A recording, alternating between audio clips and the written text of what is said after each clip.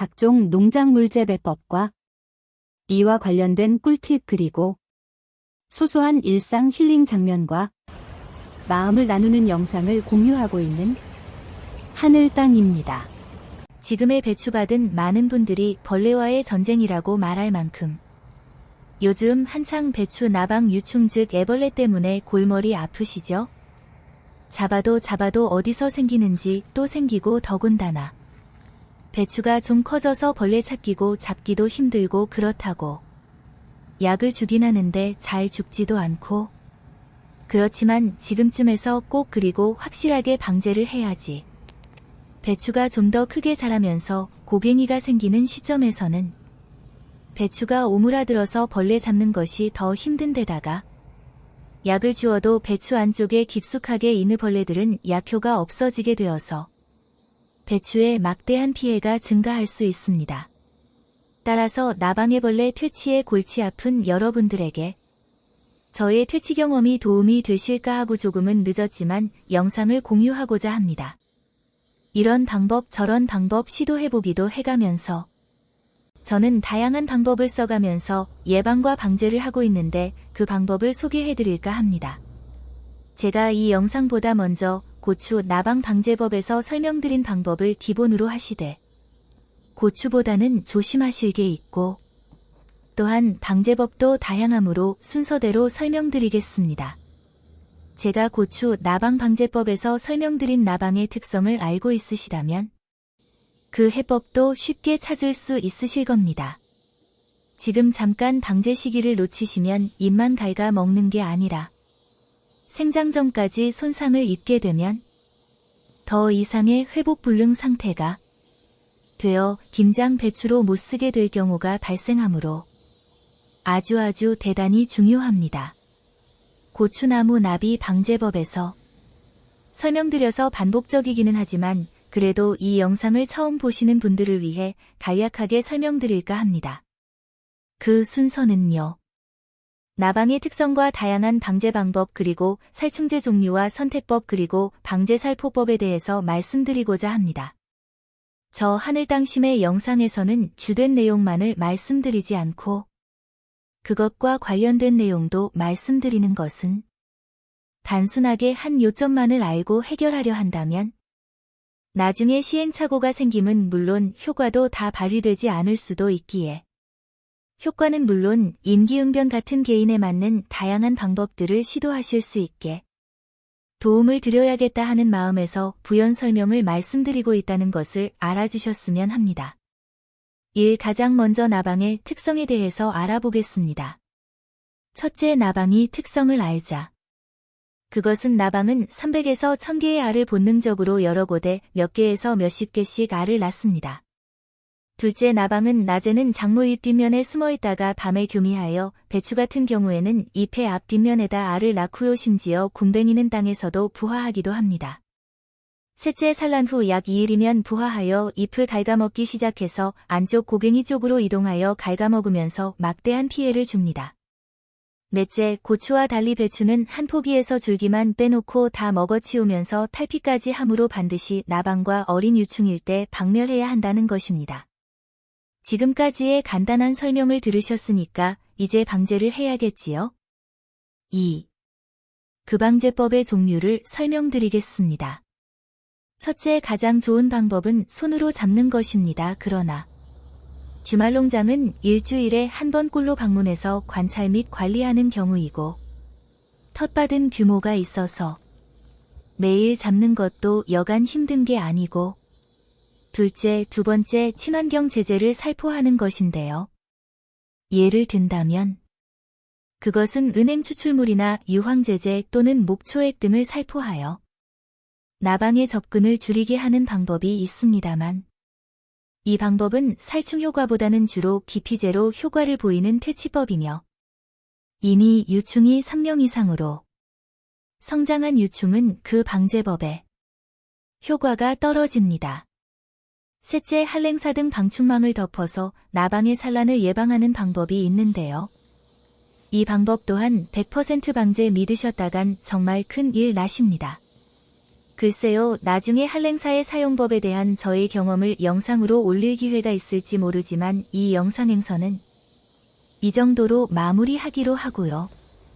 넷째, 살충제를 이용한 나방과 애벌레 퇴치법에 대한 내용입니다.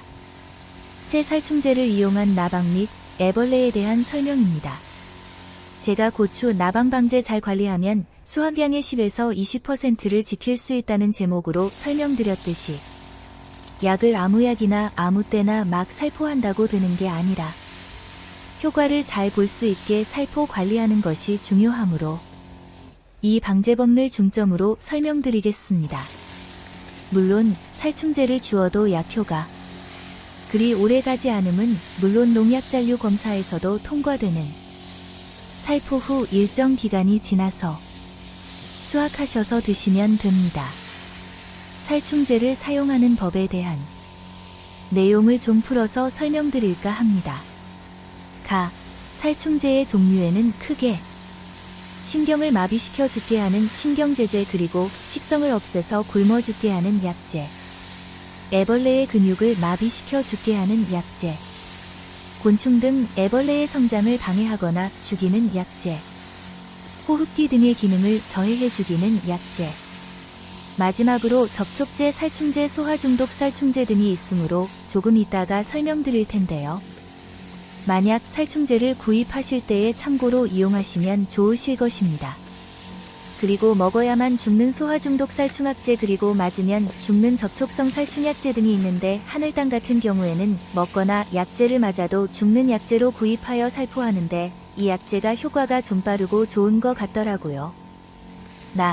다음으로 살충제는 구성 성분에 따라 액상 또는 약물로 되어 있는 수화제나 유제. 요즘은 잘 안 나오는 분재가 있는데 저 하늘땅은 유제와 수화제를 구입하여 살포하는데 비오는 예보가 있거나 약효가 좀 오래갈 필요가 있을 때에는 수화제를 뿌리고, 유제는 응급용으로 나방이 갑자기 많이 날아다닐 경우에 또는 약효가 단기간을 필요로 할 때 유제를 뿌린답니다. 다음은 약을 주는 주기입니다. 제가 특징을 설명드린 것에 답이 있는데요. 여러분들께서 아실까요? 약을 줄 때는 아무 때나 막 준다고 나방과 유충, 애벌레가 죽을까요? 그것은 착각이십니다. 나방의 산란과 부화 주기를 잘 못 맞추어서 방제를 하시면 그냥 헛고생만 하시는 경우가 허다합니다. 그냥 한번 주었으니까 죽겠지 하시면 큰 과오이십니다. 이미 경험하셨을 겁니다. 잘 안 죽고 또 많이 생긴다는 것을요. 이제 핵심 포인트 설명을 드리겠습니다. 나방이 다니면 이미 알을 산란한 것이니까 바로 약제를 살포하셔야 합니다. 약제는 나방과 유충을 동시에 방제하는 약을 주시는 게 좋습니다. 그리고 약제는 보통 2에서 3일 지나면서 약효가 떨어지므로 한번 약제를 살포 후에 2에서 3일 정도 있다가 또 약제를 살포해야 합니다. 그래야 추가적인 나방 방제와 마갈에서 부화한 애벌레의 사멸 효과가 가장 좋을 때입니다. 좀 관찰하신 분들은 아시겠지만 약을 주어도 안 죽는 이유가 약의 효능이 맞지 않는 약제를 쓰거나 너무 유충이 자라서 약제가 안 듣기 때문입니다. 그럼 이제 된 걸까요? 아닙니다. 시차를 두고 산란하기 때문에 한 번 더 약을 주는 게 좋은데요. 그것은 앞서 설명드린 것과 같이 두 번째 살포 후에 다시 한번 약을 살포하는 게 좋은데요. 이때에는 약제를 다른 것으로 바꿔서 주시는데 두 번째 살포 후 약 5일 정도 해주시는 게 좋습니다. 왜냐하면 기존의 약제에 적응해서 안 죽었을 수도 있고, 또 하나는 작은 유충은 죽지만 3명 이상 된 유충은 잘 안 죽을 수도 있으니까 성충과 나방에게도 효과를 보이는 약제를 선택해서 주셔야 한다는 것입니다. 더하여 비가 오면 약효가 약해져서 나방과 애벌레가 번성할 경우가 많으므로 웬만하면 비가 개인 후 물기가 마르면 약제를 살포하시는 것이 좋습니다. 왜냐하면 기존의 약제에 적응해서 안 죽었을 수도 있고, 또 하나는 작은 유충은 죽지만 3명 이상 된 유충은 잘 안 죽을 수도 있으니까 성충에게도 효과를 보이는 약재를 선책해서 주셔야 한다는 것입니다. 더하여 비가 오면 약효가 약해지니까 웬만하면 물기 마르면 약재를 살포하시는 것이 좋습니다. 약 살포하는 시간대에는 배추잎에 물기가 말랐을 때나 오후 해지기 전에 주는 것이 배추에게도 약해가 없게 해줍니다. 약 주는 방법은 다들 아시죠? 골고루 잘 분사되게 주면 되는 거. 그렇지만 여기에서 주의점이 있습니다. 그것은 약재를 살포할 때에 특히 수화제는 더욱 신경 써야 하는데 배추잎면에 아주 많이 약재가 남아있게 주시면 간혹 약재 살포 피해를 입을 수 있으므로 약 포장재 약 사용법을 읽어보시고 권장이석 비율을 지키셔서 약재가 잘 섞여진 후에 살포하시는데요. 제가 약을 살포하는 장면을 참고하셔도 됩니다. 그 살포 정도는 안개가 내리는 연무 정도로 주시는 게 좋고요. 가장 핵심 관건은요. 골고루 배추 안쪽까지 묻게끔 주셔야 살충 효과가 좋아진다는 것입니다. 그리고 살충제는 신경계작용 살충제보다는 접촉성 그리고 소화중독성 동시살충제 나방과애벌레를 동시에 살충하는 약재를 구입함은 물론 벌레 종류와 크기에 맞게 약재를 구입하시는 것도 아주 중요한 사항이니까 꼭 알아두셔야 약효를 볼 수 있습니다. 약을 살포할 때에는 배추만 말고 주변 작물과 풀 등에도 살포하시는 것이 방제 효과를 높일 수 있습니다. 아시겠죠? 지금까지 나방과 애벌레 방제법에 대해서 간략하게 설명드렸는데 도움이 되셨나요? 도움이 되신 듯하니 제가 배추 먹은 흔적과 모양에 따른 해충을 판단할 수 있는 정말 알아두시면 약을 구입할 때에나 관리하기에도 많은 이점이 있는 꿀팁 알려드리겠습니다. 일배추에 배설물이 축축하게 줄줄이 있는 것은 애벌레가 그 근처에 있다는 신호니까 잘 살펴보시고요. 그 배설물이 굳어있는 것은 그 배설한 시간이 좀 지난 것이므로 다른 곳으로 이동했거나 탈피했을 경우도 있습니다. 그리고 배설물이 얇고 가늘게 띄엄띄엄 있는 상태이고 잎맥이 얇게 남아있는 경우에는 달팽이 먹이 습관일 가능성이 높고요. 내 배추의 잎에 넓게 구멍이 나 있고 배설물이 안 보이는 경우에는 대개는 방앗개비나 여치 등이 먹었을 경우가 많으니까 방제에 참고하시면 되겠습니다. 이제 여러분들께서도 먹이 흔적만 보셔도 해충의 종류를 아시는 전문가가 되신 겁니다. 전문가 입문을 축하드리며 어떠세요? 정말 꼭 알아두면 좋은 꿀팁이죠? 이 팁만 하셔도 각기 방제법이 달라지고 또 올바르고 효과가 잘 나타나는 방제법을 선책하여 방제해야 한다는 것을 알 수 있지 않으실까요? 그러시면 하늘땅심 구독, 좋아요, 알림 설정 해주시는 거죠? 여기에서 제가 하고 있는 방제법 알려드릴게요. 그것은 나방이 많이 날아다닐 때에는 먹어도 그리고 접촉해도 죽는 동시에 살충 효과를 내는 수화제 또는 수용제를 주로 쓰고요. 약을 살포하는 중간에 은행을 이용한 친환경 나방 방제제 또는 유황제를 사용합니다. 그러면 거의 나방의 접근을 예방함과 더불어서 살충 효과도 좋아지게 되더라고요. 또한 달팽이나 민숭 달팽이는 살충제로는 효과를 보기 어렵기에 석회보르도액이나 유황제를 살포해서 기피하게 만드는 게 상책인데요. 만일 직접 잡아서 퇴치하고 싶으시다면 아침 일찍 제가 말씀드린 달팽이 피해 흔적 배추를 찾아서 잡아주시면 됩니다.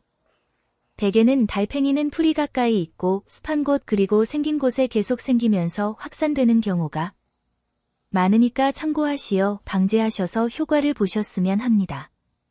지금까지 배추액에서 제일 골칫덩어리로 꼽히는 나방애벌레에 대한 방제법에 대해서 말씀드렸는데요. 아시죠? 농작물은 주인 발자국 소리 듣고 자란다는 말이 있는 거려. 배추도 마찬가지로 자주 그리고 자세하게 관찰하셔야지 김장, 배추 대풍할 수 있습니다. 가을에는 하루하루의 성장 차이가 엄청 차이가 나고 또 김장으로 쓰기 위한 상품으로의 성장이 어렵기 때문에 배추 농사 잘 짓는 기본이란 것을 다시 한번 강조드리면서 하늘땅의 영상을 이쯤에서 갈무리하고자 합니다. 다음 영상은 배추액에서 흔히 발생하는 무름병에 대한 원인 종류에 따른 각기 다른 예방과 치료법에 대한 영상을 공유할까 합니다. 지금까지 하늘땅이 말씀드렸습니다. 감사합니다. 감사합니다.